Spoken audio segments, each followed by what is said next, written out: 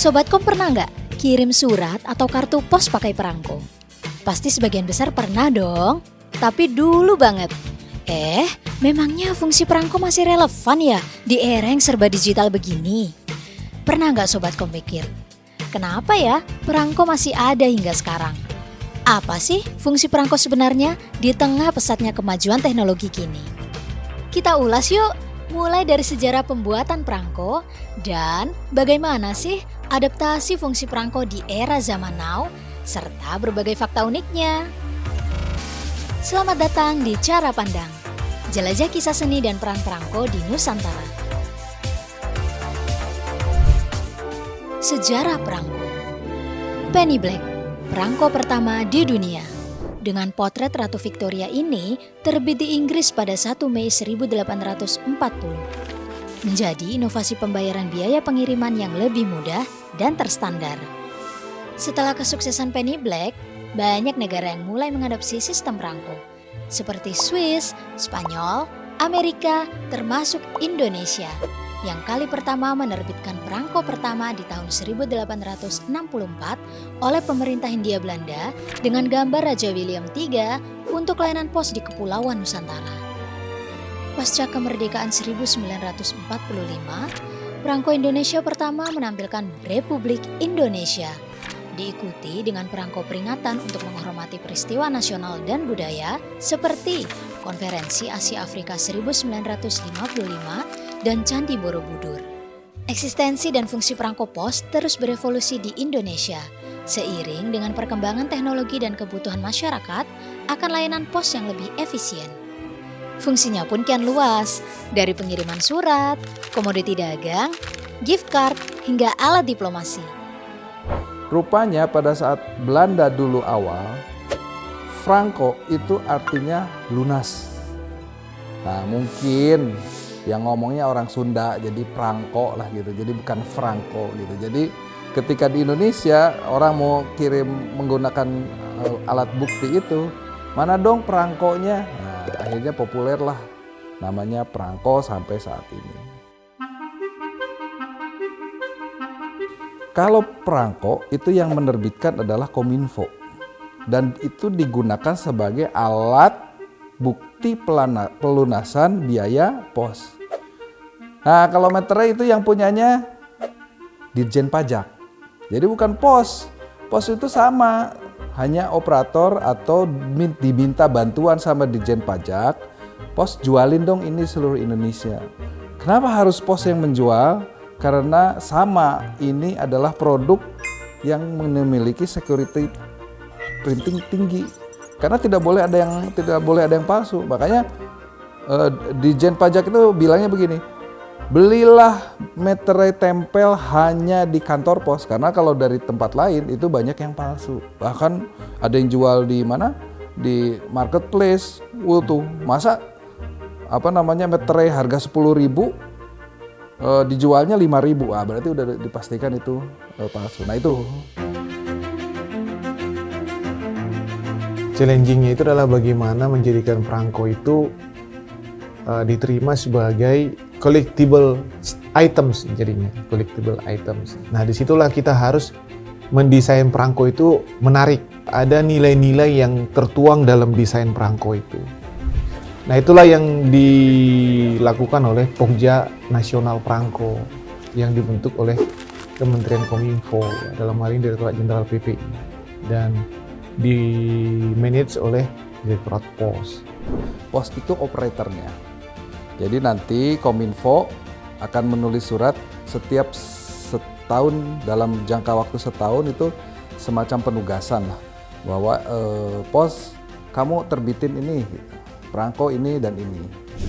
Dengan langkah-langkah ini, Ditjen PPI berupaya memastikan bahwa layanan pos dan perangko di Indonesia dapat terus beradaptasi dengan perubahan zaman, tetap relevan, dan memberikan layanan berkualitas kepada masyarakat.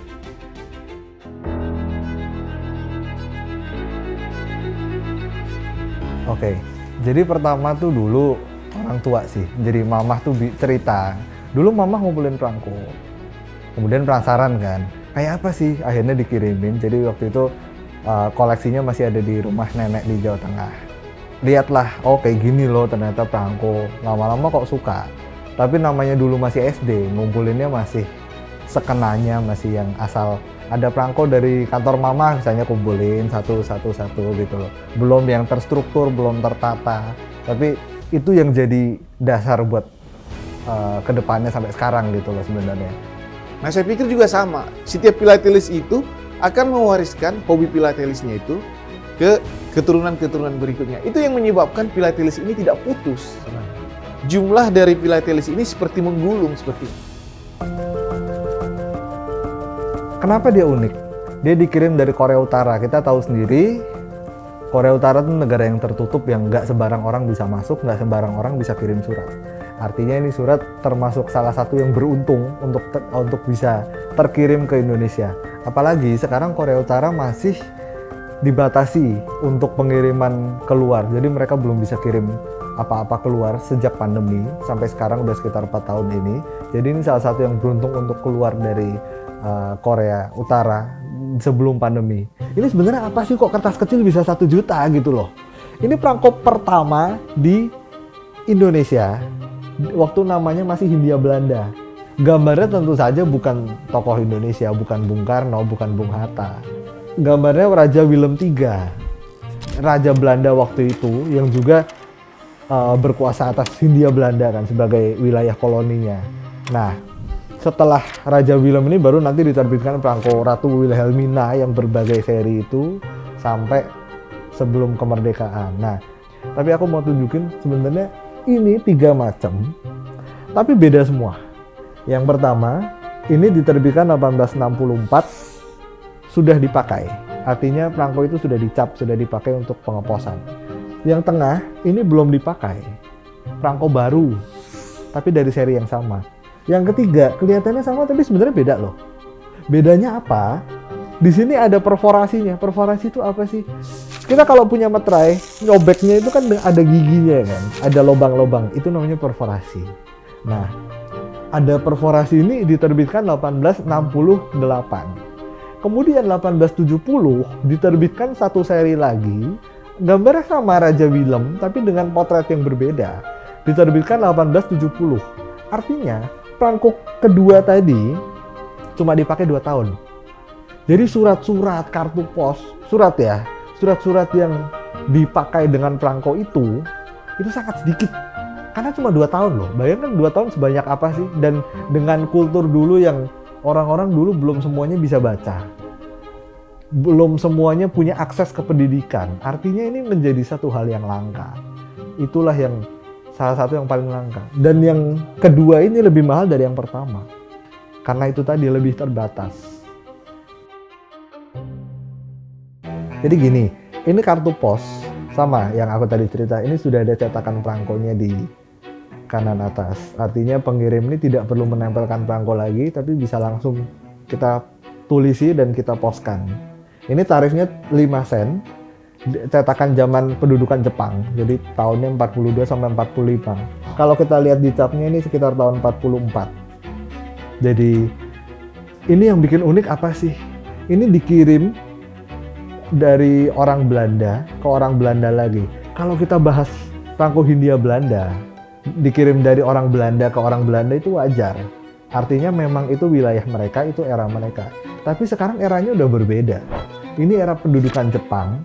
Kita tahu sendiri Jepang dengan bagaimana mereka menduduki Indonesia.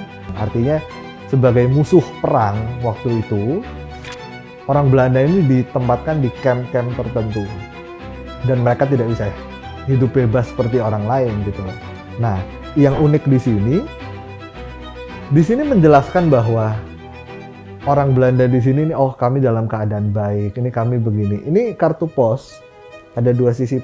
Ini surat halaman 1 dan kelebihannya di halaman sini. Kalau kita baca surat ini ditulis dalam bahasa Belanda dan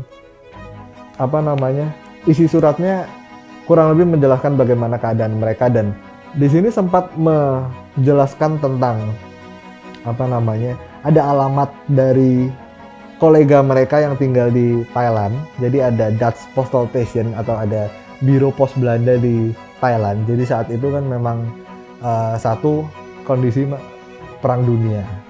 Artinya Belanda saat itu tidak baik-baik saja. Otomatis mereka banyak yang terpencar-pencar dan mereka menetap di beberapa negara, salah satunya di Thailand. Di sini ada alamatnya Bangkok Siam. Ini yang menarik. Ini dulu belinya nggak mahal sebetulnya, di bawah 100.000. Tapi karena ada nilai sejarahnya itulah, aku mau coba pelajari ini sebenarnya apa sih yang mau disampaikan di sini gitu. Barang bagus itu nggak harus mahal, dan barang mahal itu belum tentu sebagus itu gitu loh. Jadi dalam beli barang, mau itu barang koleksi atau barang apapun, kita perlu knowledge, kita perlu pengetahuan. Transformasi perangko ini dalam digitalisasi yang paling relevan sekarang ini adalah bagaimana berubah menjadi NFT. Kita juga akan mengikutinya, nanti bulan September kita akan menerbitkan perangko NFT pertama di Indonesia. Nah, uniknya dengan NFT atau crypto picture yang lain, kita tuh namanya ada twin stem. Kenapa disebut twin stem? Karena dengan membeli NFT-nya, kita juga membeli fisiknya. NFT itu seperti kita ketahui bersama kan diperjualbelikan juga. Kalau perangko dulu diperjualbelikan, berpindah tangan, itu nggak ada catatannya. Karena ini digital, ini ada catatannya. Dari pertama kali dibeli sampai sekarang sudah 10 kali lipat. Dan ini sudah di 10 orang yang memiliki, sudah berpindah ke 10 orang. Itu tracknya ada secara digital.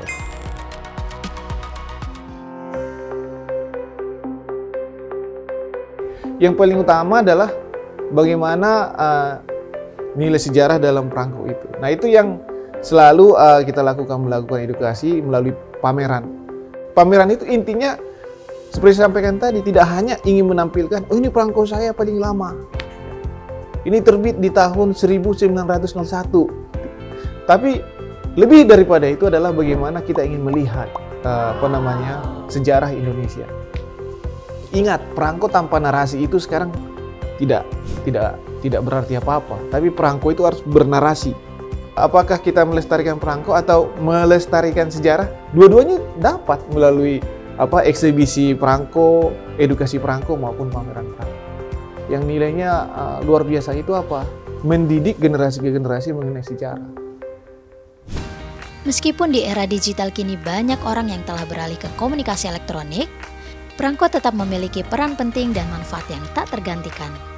Bukan hanya sekedar alat pembayaran pos saja. Keindahan seni dalam setiap lembarnya, perangko sebagai karya seni mini dengan nilai sejarah yang berharga, mampu menghubungkan kita dengan berbagai peristiwa di masa lalu. Selain itu, perangko juga mendorong aktivitas filateli yang mampu mengedukasi dan menghibur banyak kolektor di seluruh dunia.